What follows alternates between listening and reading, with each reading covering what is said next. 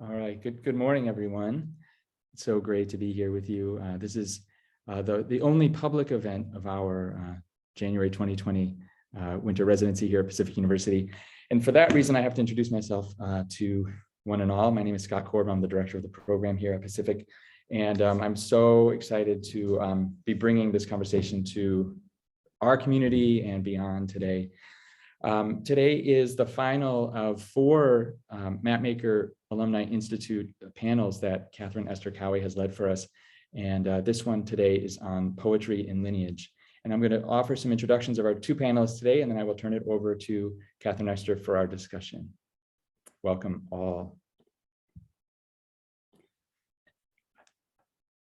First, we have Jamaica Baldwin. Jamaica, give us a wave. Jamaica Baldwin hails from Santa Cruz, California, by way of Seattle. Her first book, Bone Language, will be published by Yes Yes Books in 2023. Her work has appeared or is forthcoming in Prairie Schooner, World Literature Today, the Adroit Journal, and the Missouri Review, among others. She is a 2021 National Endowment for the Arts Fellow, winner of the 2021 Rhino Poetry Editors Prize, and winner of the 2019 San Miguel de Allende Writers Conference Contest in Poetry. Her writing has been supported by Hedgebrook, Furious Flower, and the Jack Straw Writers Program.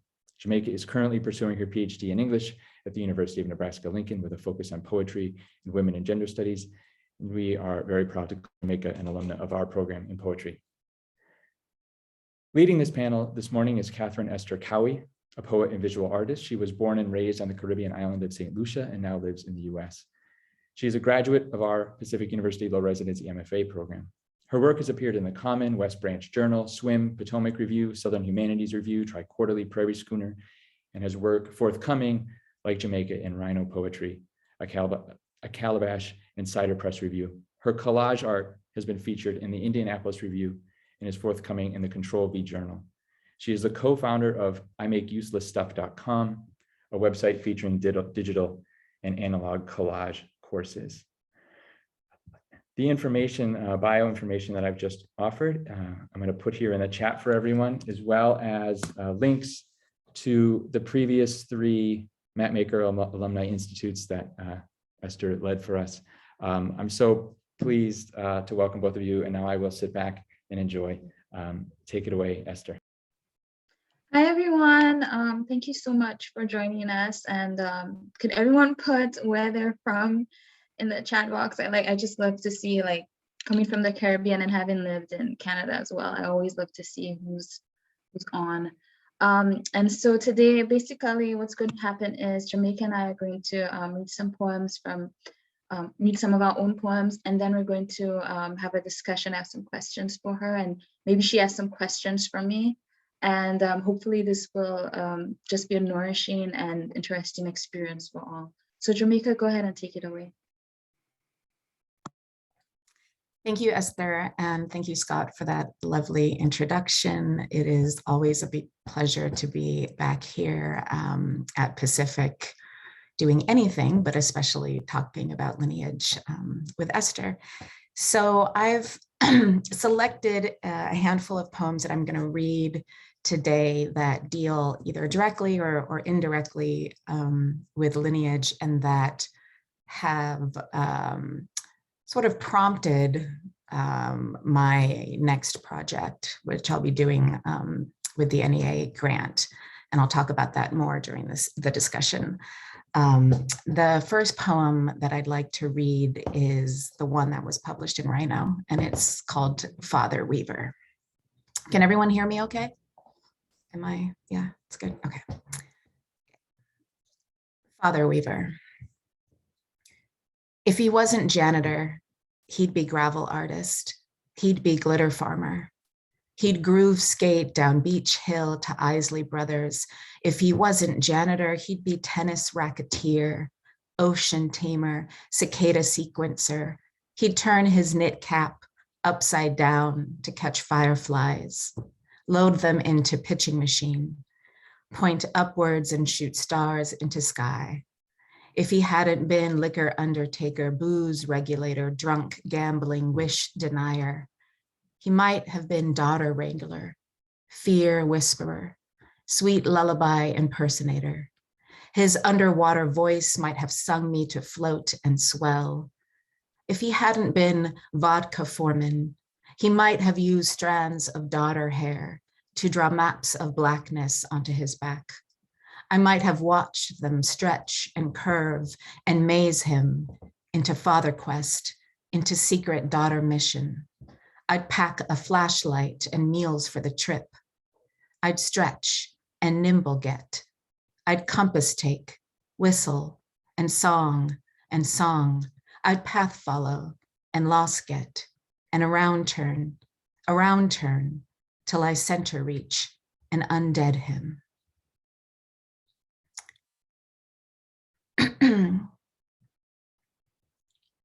Neglectus. 1.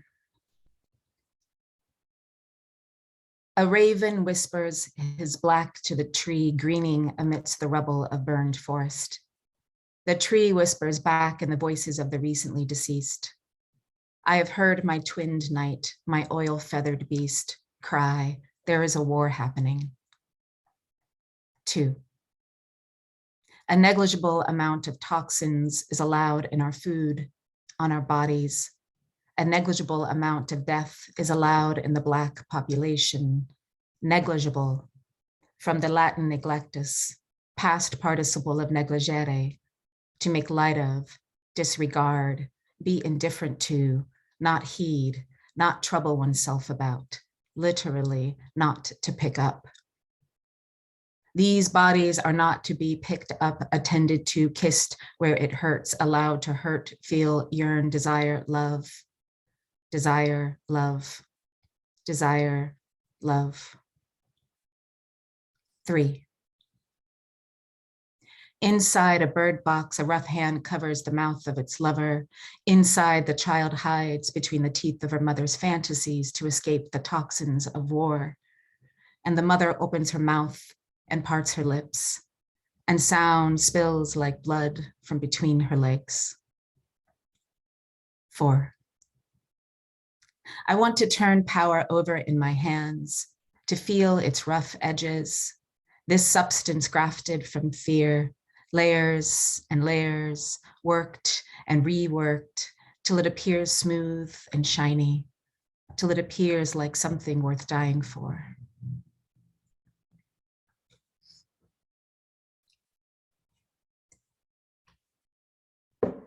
I'm going to talk a little bit about these poems when we discuss after we read in terms of language, but this next poem is titled What's Been Caged. I thought sieve, but said shiv. I thought blaspheme, but cursed anyway. A good fuck said with conviction will knock the teeth out of rage. I thought convoluted, but said convulsion.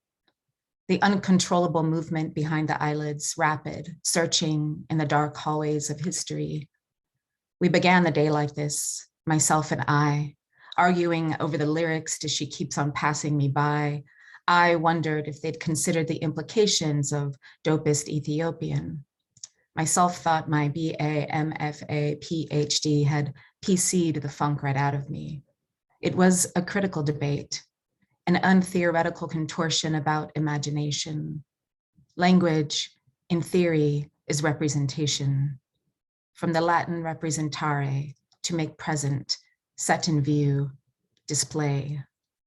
I sank my teeth into exhibit to prove my point.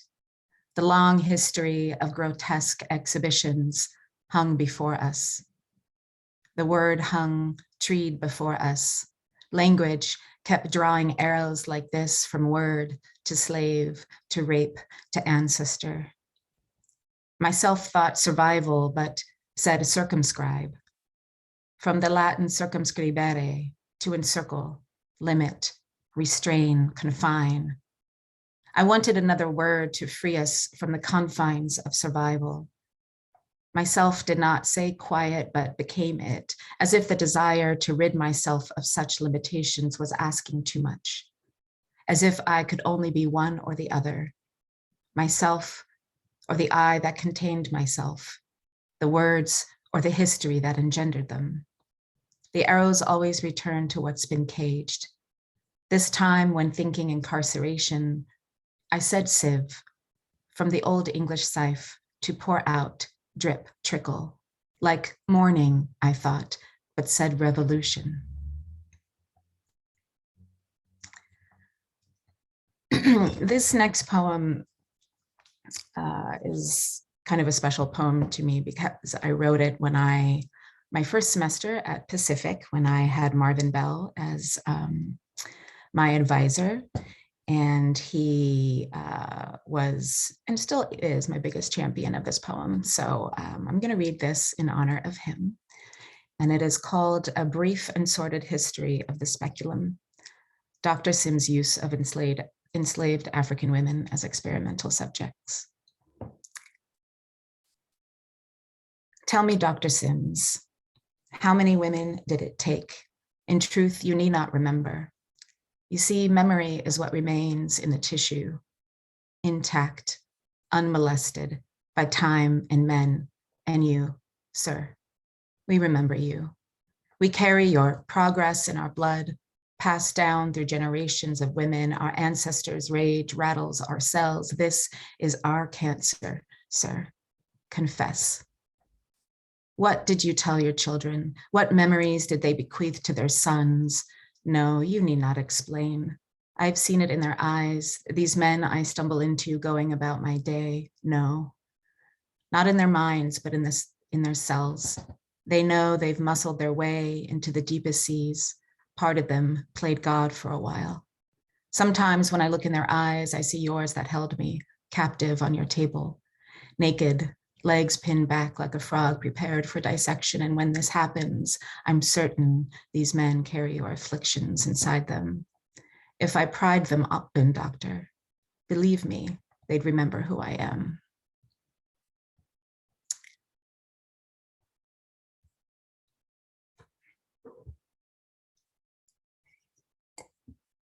I have two more poems. This next one is a relatively newer poem, and it's called Borrowed Honey. Once, mother, I too writhed in the pale gold afternoon, honeyed with longing. The shunt of my desire quickening into currency, the way I quickened into boys. Boys were what I learned to love about myself, how quench I could become. I kept tightening my grip, kept secrets from coughing up blue and sex I kept at bay till it moored me with hunger. Kept unfastening myself from myself, kept waiting for you, who kept afternooning inside sleep's memory, who kept memorying inside antidepressant afternoons. Again and again I found you napping on a bed shattered with the words of dead women, Plath, Sexton, Wolfe. I began listening to nude songs on repeat till someone wrapped them in yellow and sat them by the fire. No one listened when I told them melancholy is its own kind of heat. I couldn't green without shame, but all I wanted was a love that desired me anyway, or anyway, at least someone that loved my desire, which is to say, mother, I don't begrudge you your colors, which is to say, I kept answering your drowned voice with my own, kept singing along to our borrowed honey, kept words, the dead of women, quick with longing. And this last poem was recently published in the current issue of the Indiana Review, and it is called The End of Sorrow is Not Happiness. I've gained many things since cancer: poetry, extra weight, a distrust of happiness, the way this country names it a pursuit, a destination most are never meant to reach. No matter how many shovels we break digging, there is always more earth, more history, more heft required to fail. Even if I could make my way through their labyrinth of promises without coming undone, I'm not sure I'd want to give up my sorrows, all my reckless patience wandering through untamed hallways. I've grown accustomed to their defiance, to the melancholy of women unbolting private alienations. I prefer this fracture of a home we built together, without borders, without hustle. And the birds pay us no mind here. nor the trees, nor moss, so much endless, brilliant moss. Thank you. Amazing, awesome. Thank you so much, Jamaica. It was beautiful. Okay, so I'm going to read a few of my poems, and then Jamaica and I are going to have a discussion. Let me pull my poems up. All right. So this first poem is called Origin, and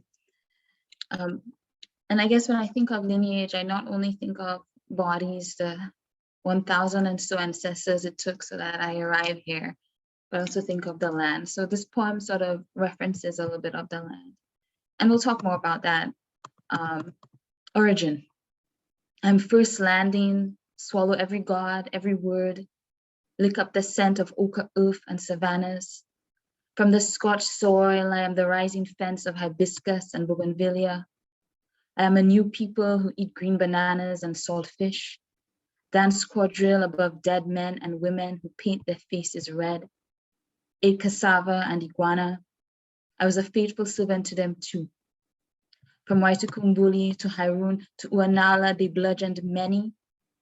I beget a bastard tongue, shoved English into their mouths until the poets begged for language for their own souls. I'm the thief who stole the letters, so they are always hungry for the unutterable. I'm your father's hand pressed against your mother's mouth. I am her air filling with dirt, a known woman, never a nose. Watch as I build a loom in her belly. I spin you, daughter, complete with claws and fangs and fruit. Okay. I'm going to actually, because I can't see the Zoom, I'm going to minimize it, sorry. Next poem is called An Inheritance. Grandfather, we gather around your effigy, so in a slip of bone, finger your blonde hair. We want your acres of green to build a house, white-walled with vaulted ceilings. We'll hide your hands there, sun-stained and soil-worn. They smell of her sex, her blood, salt, and pinking shame. And I can hear our mother singing, a man is a man is a man. I can see the seed of an orange splintering into a green shoot, the white husk folded into the dark soil. I can see the wall of a volcano collapsing, a flood of seawater emptying turtle, seal, and bird into the crater. I can see shanty houses and concrete buildings spiraling upwards, the mangrove swamp, manatee, and turtle gone. We set fire, let it lick, lick, lick your moon blue stare, and still we wear you like a crown. Fair skin and long hair, on the playgrounds, in the market square, on the street named after you, and under the cocoa trees, we chant you a beginning. All right. The next poem is called Catherine, and this poem was inspired by something I read in a history book about St. Lucia. After emancipation, the former enslaved, I don't like to say slaves because they didn't choose that, they were enslaved. The former enslaved renamed themselves and became Anise. Some exchanged English names for French and vice versa. And I'm called Catherine. So so it's sort of a meditation on, I guess, names and maybe the complexity around naming. 1, St. Lucia, 1848. When slavery ended, Catherine mashed up her name, became Katish, discarding the sound of breeze, rifling for the cane, discarding the sound of master between her thighs. 2, these days I wear my blood-hemmed name. I prefer Esther, but you can call me Catherine. Write Catherine on every application, every journal, every poem. I will not untie the sound of my mother from my name. I've fallen in love with her voice. Dudu, darling, stay sweet. I love to watch her on Sunday afternoons sprawled on the couch, her white legs peeking from her skirts. I wear my name like my hair, the way it screams of a different sun, of Makolo blue, of the great Odum. I will not knife the French and English out of my tongue. This heirloom, cruel and sweet. My ancestors, slave owners, roll, roll, roll. I've been sewn into their line. 3. First, you name her after your likeness, because she did not have your coloring, because of your own affliction. Every body must bear a memory not its own. You were named after a woman who lost her head. Then you gave her a second name, Esther, star. Thought of your own errant climb up the rain tree, a midnight deer, tied your school ribbon to a branch. How it is still there, blue, tattered, and flailing. The next poem is called Still Singing, Even Without Faith in the Universe. My poems are a bit long, they're divided in sections, so bear with me. 1. In 1, she has options. Lets the doctor take the newly formed baby flesh, keeps it a secret like the gold bangles hidden under the dresser, a gift from a sister's husband. He pays for the procedure, stops touching her. She knives out a place in a different village, a small room with a view of the sea, attaches herself to an Englishman. When drunk, he beats her. Pregnant with her 5th, ladling ginger tea in cups for the other 3, who has time to mourn? To imagine the look of the first child, blonde and tanned like the father, boy or girl, to imagine grandchildren and great-grands, to imagine me. In another universe, she fights him off, and in another, her nephews and nieces happen upon them on the kitchen floor. He stops. In both, she escapes to her mother's, refuses to return, spends her days washing clothes in the river, eating mangoes. Walking home towards the village, a man drags her into the bushes, forces her. In some universes, we don't exist, cut off in bloom or never taking root. In few, she chooses not to stay with the men who abuse her. In each, she knows her body as bruised and broken into. 2. Do I praise biology's apathy in this universe, a bloodline spun and replicating from a young woman's pain and a man's pleasure? Dare I believe that some invisible force's hand insisted on this child's life, flesh and blood webbing into tiny hands, tiny feet, my grandma, same hand that refused to intervene? What then do we call ourselves, children blossoming from a wound? Do we live in fear of the shadow careening for our blood? Listen closely to the movement of our hands. Listen for the itch to break another. 3. I bless you, great-grandma. Dab a fingertip of olive oil on your forehead. Lace hibiscus and marigold through your hair. Kiss your cheeks. Knead coconut oil into the ash of your back. Bless you, great-grandma. I live. Knew the soft of your daughter's billowing belly. Learned later of her rage. I live. Bless you, great-grandma. Know my mother singing, bending me into flight, bird into scatter. Know her wounding. 4. If I am memory, if I am witness, if I speak, let it be like a song of those before, their gagged speech cry, becoming jazz, becoming blues, becoming calypso.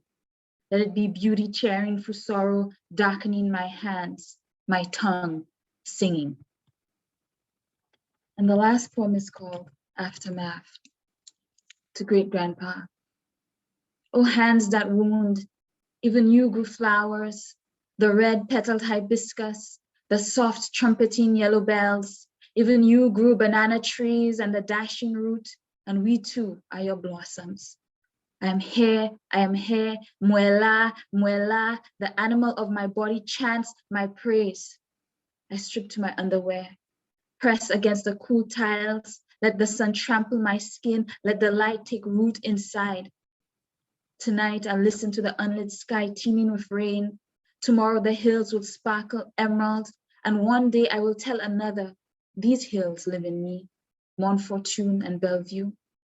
And you too fretted this place for your bones, abandoned the great house for a hut on the beach, its lullabies, its dead fish. We wanted grandma to pepper your food with crushed glass, and said she called you daddy. We thought she would tongue your name a curse. She spoke of the coconut heads you split, gave her the water to drink. Who wants to begin in violence? We pressed our fingers to our wound, felt its widening mouth, chorus, we are ashamed.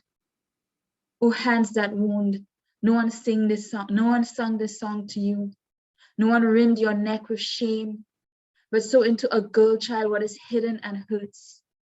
Oh, dead man with your ears stuffed with dirt, I string you into verse, a vengeance, an attempt at teasing out the light to bear witness.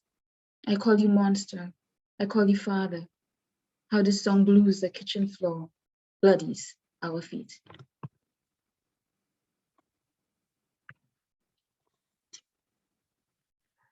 Alrighty, so now we can, I guess, get to questions, and then obviously we'll have time for everyone to ask their own questions. So let me just pull up my page. Give me a moment. All right, so Jamaica, I guess my first question for you is, and so I'll just read it and then I'll just elaborate. Telling the stories of our ancestors can be an act of writing into unwritten spaces, culture, geography, generations, and as well as a means to uncover and restore experiences and life stories that might otherwise remain absent from the historical archive. And I'm quoting Marianne Hirsh from a book, Post Memory. And so in two of your poems, when you talk about the speculum, I can't pronounce it, sorry, speculum. You'll have to help me pronounce it. And then the other poem, Neglectus. So it's this general sort of reference to, one is like Black women, and then the other is, Black bodies and their hurts and their pains. So I want you to sort of answer that question in terms of the larger cultural narrative, as well as you explore your own lineage, like through Father Weaver. Mm-hmm. Thank you, Esther. That's a great question. I wanted to highlight a line from one of your poems that really impacted me, and I think can get me started on this. But you said, I don't remember the title of the poem, but you said, everybody must bear memory, not its own, right? Yes. Which I think is a really gorgeous line. And I think that's sort of my entry point into the work I'm beginning with Lineage. And then also some of the writing that I've done. I mean, there's so much, being an African-American person in this country, there's so much absence, in the history and the narrative and the stories. And then if you are in any way sort of distant from that lineage, so, I wasn't super close to my father or his side of the family, then that's an even larger separation. And so I think there's this idea that I carry memories, but I don't really have the language or the stories to go along with them. And that's part of why I'm doing this work. And I think you asked, I want to begin by talking about the question of language. So I think for so many of us who are marginalized in some way, language is very complicated. On the one hand, I find myself very fascinated with words. In some of the poems I read today, at least two of them, I look closely at definitions, and I'm making words and their meaning, very explicit in the poem itself. And while at the same time, I'm also invested deeply in sort of a disrupting of language by shifting and experimenting with, sort of proper grammar and sentence construction. And I think this is in order to get closer to the truth of experience, right? The truth of either my experience or when I'm imagining the experience of, say, my mother or my father or something like that. For example, in the poem Father Weaver, it was a poem that I had been trying to write for a long time. He passed away at the end of 2015. It was actually my first year when I was a student at Pacific. And I really wanted to write an ode to him. I wanted to write a celebratory sort of poem that wasn't focused on, his absence or neglect and all the, bad stuff. but I was just really angry, right, at his death, at a lot of other things. And I think there wasn't enough separation between his death and the writing. But I kept trying and I kept failing.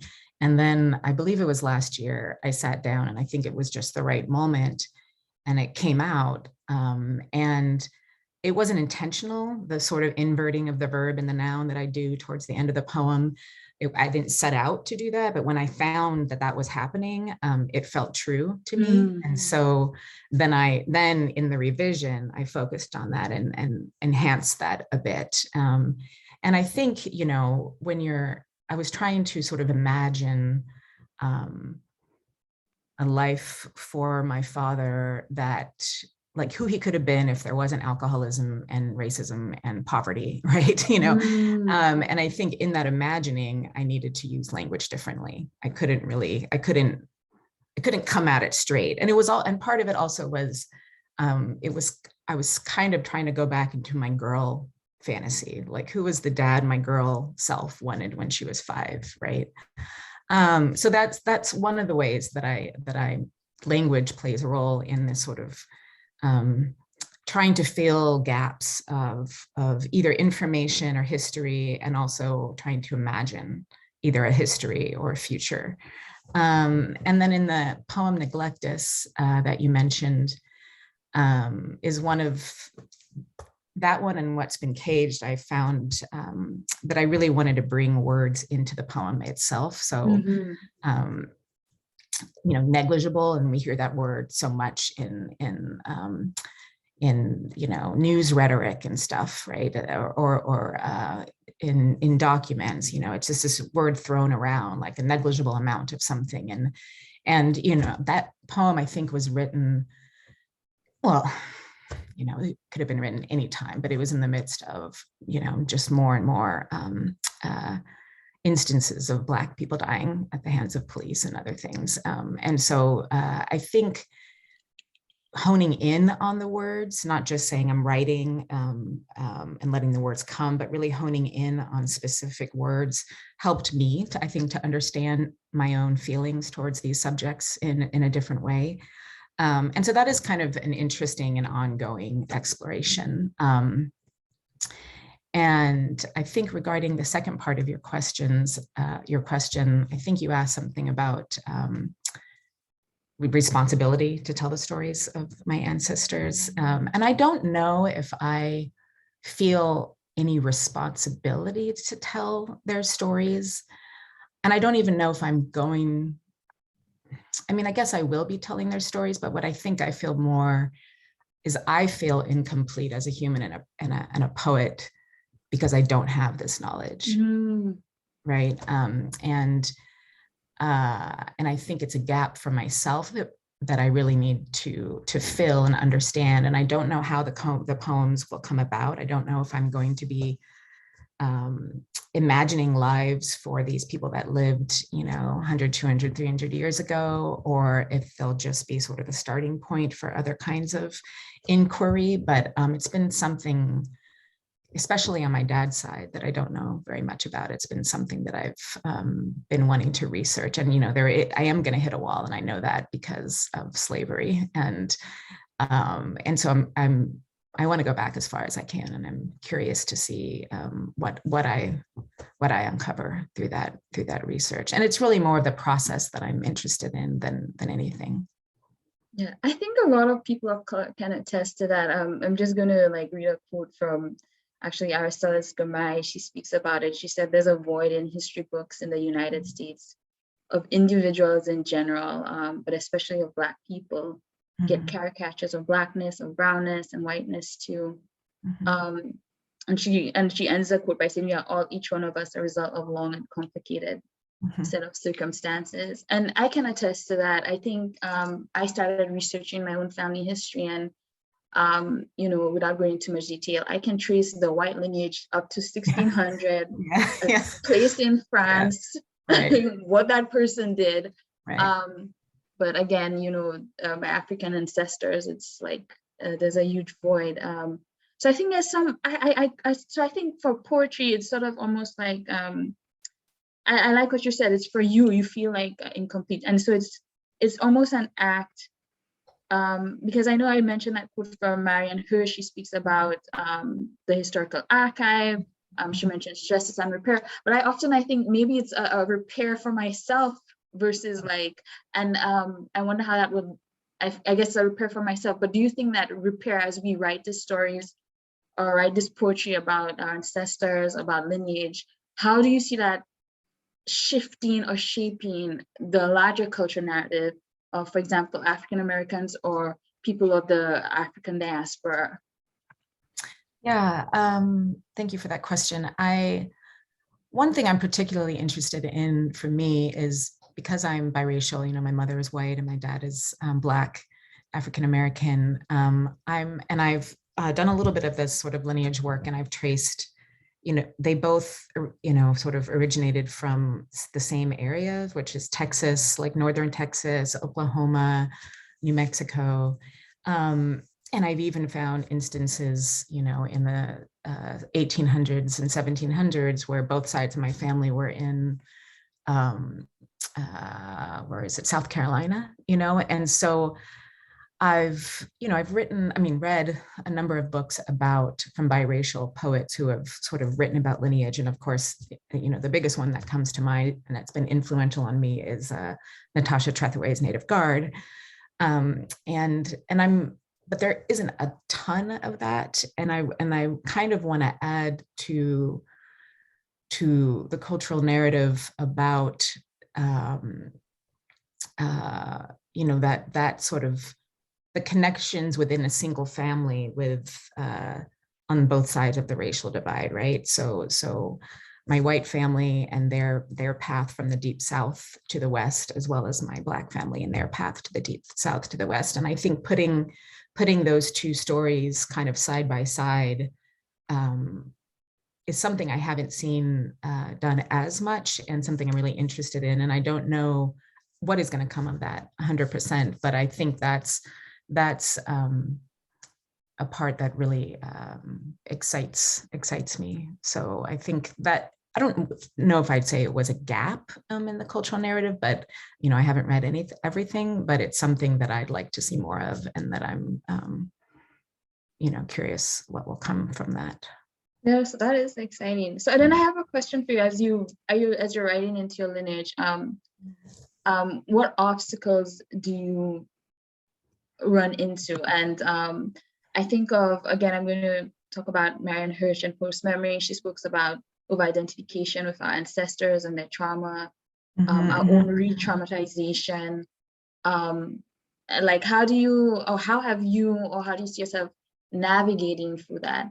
Or do you see over-identification as not necessarily a bad thing?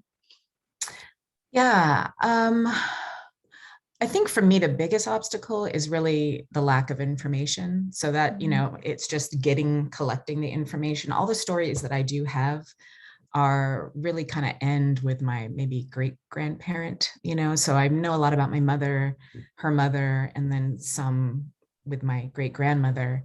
And that's kind of where it ends. So for me, it's really a lack of information. And I think that's why, and I have one living grandparent on my dad's side, and that I'm going to spend time with this summer when I start my research. And I think that's where there's a little bit of urgency to this project. And I think another obstacle that I've come across already is sort of how stories shift over time. So depending on who tells the story or how old they were when they first heard the story, you know, which parts of their body chose to remember the story, and what did they choose to remember and what did they forget? I mean, it's probably not a choice. I mean, some of this is also a protective mechanism. I can give you, see if I can do this quickly, but there's a example that happened in my family recently.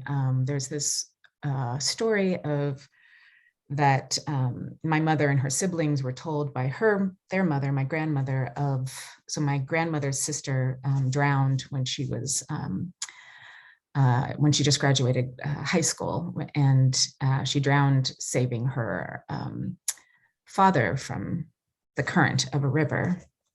And the story that I was told from my mother that she apparently got from her mother was that when my grandmother got home, the look on her mother's face when she saw that her older sister hadn't, gotten out of the car, was that the wrong sister was taken.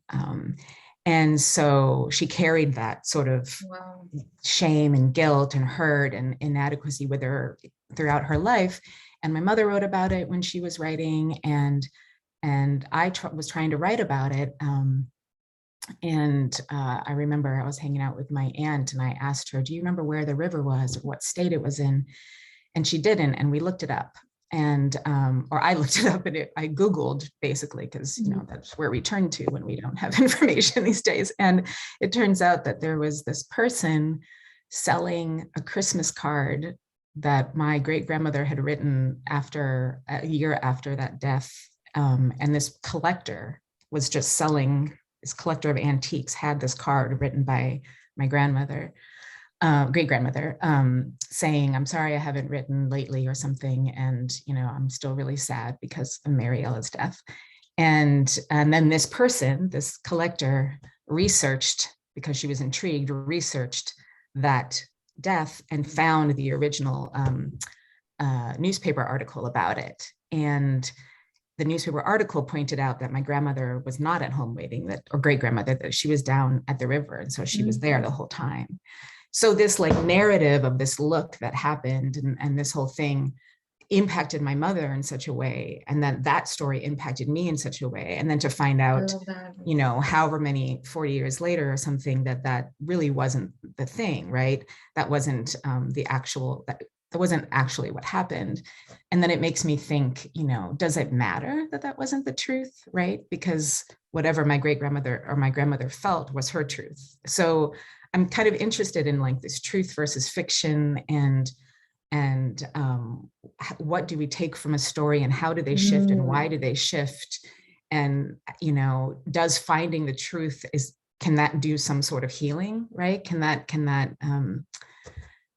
impact these people having this new information? I don't know, but those are the kinds of things that I'm interested in uncovering and looking at. Yeah, even my question is the story the ruin, or is it right? Yeah, exactly. Yeah. All right. So I think I'm going to open it up to our participants if they have questions for us.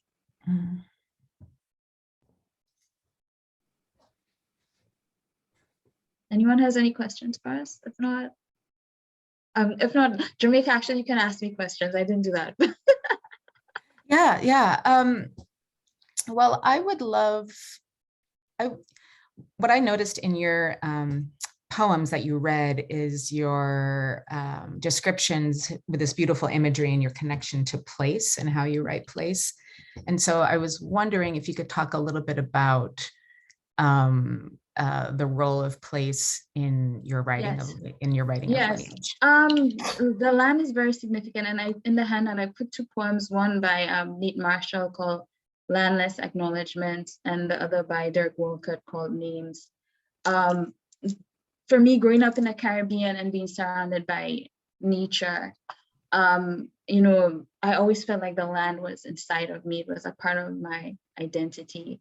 And so as I described, definitely, I think writing about our ancestors is amazing because, I didn't eclipse into existence. It took how many persons and bodies to arrive at this place, but also the land and the history that is both good and bad, violent and non-violent, that shapes a person, right? And that person shapes the other person who's born to them, and et cetera, et cetera. Yeah. So it is significant. Yeah, that's great. And I think that's part of something I'm hoping for too, is I haven't really been very connected to place. I grew up in a little beach town in Santa Cruz, but I think I'm hoping that through researching my family and seeing what they went through and the places that they were connected to, that might sort of give me a stronger sense of how I ended up where I am, Yeah, how you are. Yeah, I think ultimately, right. Yeah. That's sort of it's understanding of self, understanding of your ancestry, to understand self. I guess, yeah, in a way, maybe a little bit narcissistic, maybe. There's a few questions, Jamaica, so I'm going to shift to them because I don't want us to run out of time and we don't get to these questions. And this one is from Matem, and she asks, how does learning about your own lineages impact your storytelling? Thank you, Matem, for that question. Let me think for a moment.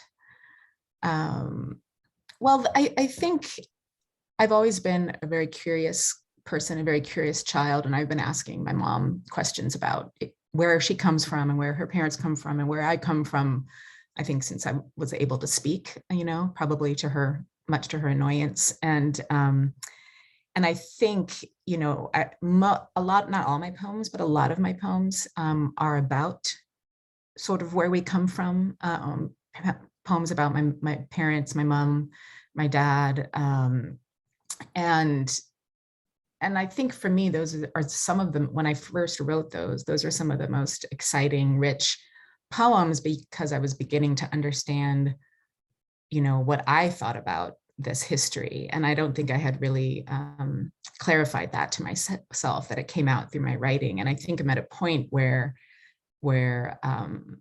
not that I can never write anything else about my parents, but that in order to really better understand who they are, I need to go further back. And that's, so it's that I feel compelled to sort of, to do them justice. I need to understand, where they came from. And then I think that's just going to be a domino effect. So yes, it is sort of narcissistic, wanting to understand myself better, but I think it's also wanting to honor my parents, because if I'm always just looking at my parents as the starting point of myself, then that really doesn't honor what created them and the trials, that they went through. So I guess the complexity, right? Yeah. Complexity, like how I understand that. Yeah. Okay, and then Mira asked the two books. I think I mentioned one book. I'm not sure if the second book. It's by Marianne Hirsh, I believe, and it is. I need to get the correct name. Marianne Hirsh, and it is, I think. That's a great. Something about post-memory and generation. I will actually send it to Scott, and he'll send it out because I can't remember the exact name off the top of my head. I apologize for that. And then the next question is by Roni, and this is for you, Jamaica. Yes, the generation of post-memory. Thank you, Carrie. Appreciate that. Jamaica, thank you for reading your poem about the truest practice of gynecology on enslaved women. Glad his statue was removed. The poem of address apostrophe seems the best form to write the poem. How else can we write about this very subject? I've tried to write about what occurred in Auschwitz and the abhorrent practice on women's bodies. Can you repeat the first part of the question? Sure. So she says, how else can we write about this very subject? So you wrote using, I entered the poem of address, right? So how else can you write about this? That's a great question. I don't know if I fully have the answer, but what I can do is turn you to some of the people that have influenced me in writing about that kind of stuff. I mean, it's hard. I think that is one of the poems where I definitely struggled with, the moral responsibility, I don't want to,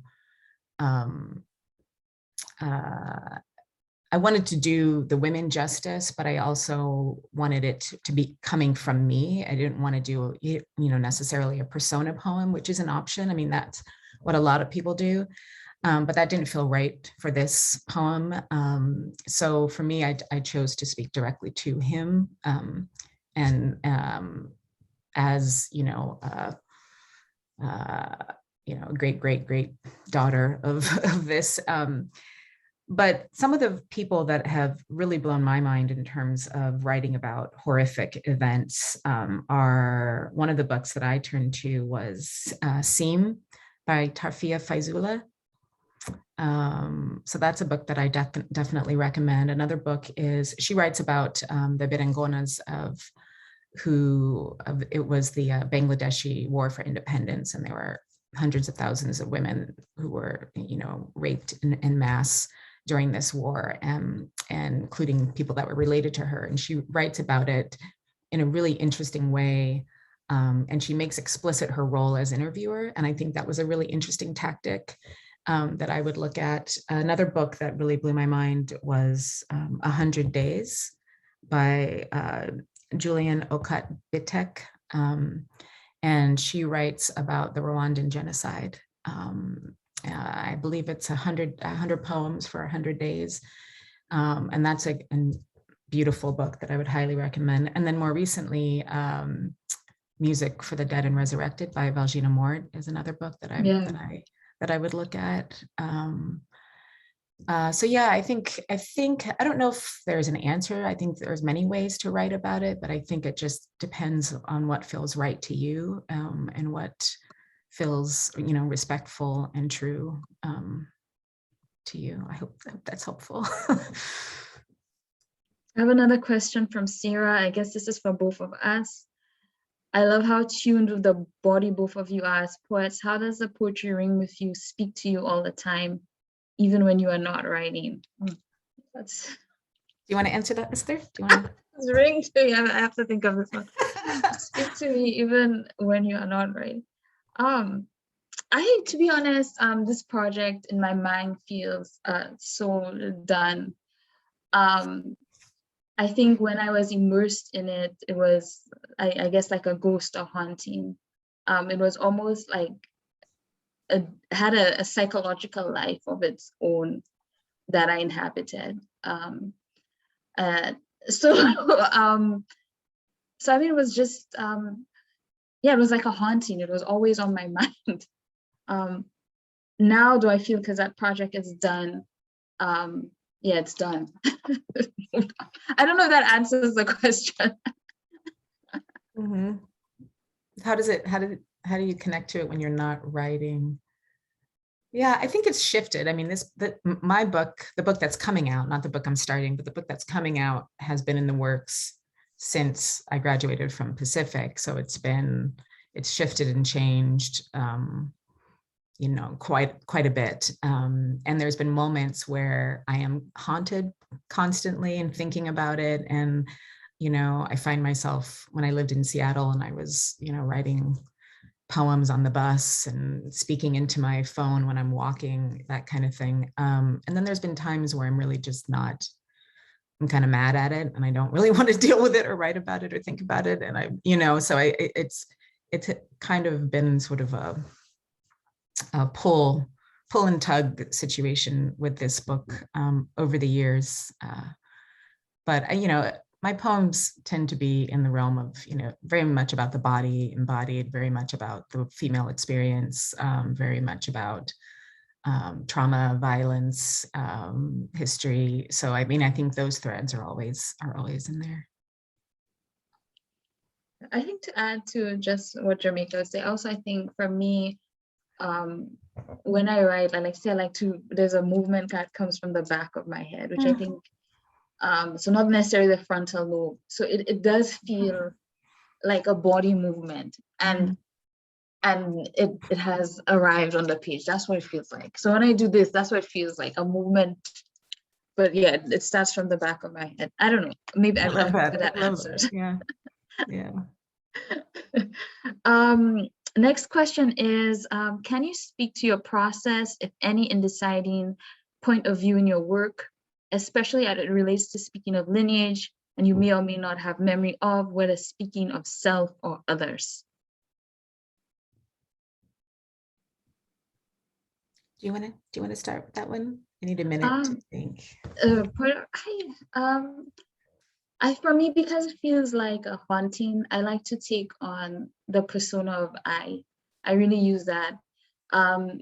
It's a traveling back, and so I recognize that there are gaps, there's memories I don't have, the stories are not. There's imagination. I have to imagine as well, right? I have to imagine some things, and so I largely use I because it feels like I'm making a ghost in a way. The stories become ghosts to me, and I try to inhabit them, or I try to imagine something. And so, and it's also, the I is also reflecting the fact that I'm the one telling the story. I'm the one imagining, right? So it might be a story about someone a long time ago, but it's told from filtered from my perspective, my way of seeing, my way of understanding.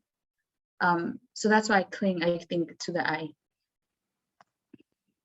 Oh yeah, so we have a few extra minutes. You only have 3 minutes left. Let me see. I'm gonna have one last one for maybe this would be a good one about self-care. This is from Beatrice. She says, thank you for this amazing, important conversation. I have a question about self-care. How do you two balance the discovery and the in-depth look into identity and the violence, hurt, incompleteness of history, and still manage to take care of yourselves so you can write about it? I think the biggest thing that I do is surround myself with amazing people who get it, and who can, you know, if I need it, just come over and just be without talking about anything, you know. Sleep is always a good one when I'm feeling particularly overwhelmed, maybe in my own work. I cook a lot. I think it's, you know, nothing particularly special, kind of the things that a lot of people turn to. So, you know, good, healthy food. I try to take a lot of long walks outside, take baths, you know, that kind of thing. I don't think I have anything especially profound, unfortunately. All right. What do I do? Oh, I make visual art. I think poetry is such an intense, I love it, but it scares me. Such an intense medium. I do love it, but it does scare me. So I think visual art is that escape. I can play with car and have fun and be like a child again. So yeah, that's one of the ways I take care of myself. Yeah. Right. So I just want to say thank you, everybody, so much.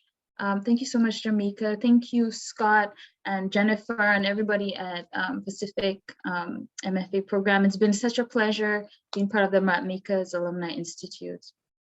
And I just want to thank you both. This has been wonderful. And I'm going to put my email in the chat, just if anybody has other questions that they didn't get to ask or want to talk about anything else, feel free to reach out. And thank you all for just being here. This has been great. What a wonderful way to start our final weekend at the residency. Thank you both so much. I'll send you both the chats. They were really amazing, appreciative, and lots of really wonderful questions from the group. The group would like to know if they could have a list of the poems you read at the beginning, and so I'll turn to you for those. But Catherine-Esther, this has just been a remarkable year. And these panels have just been, they've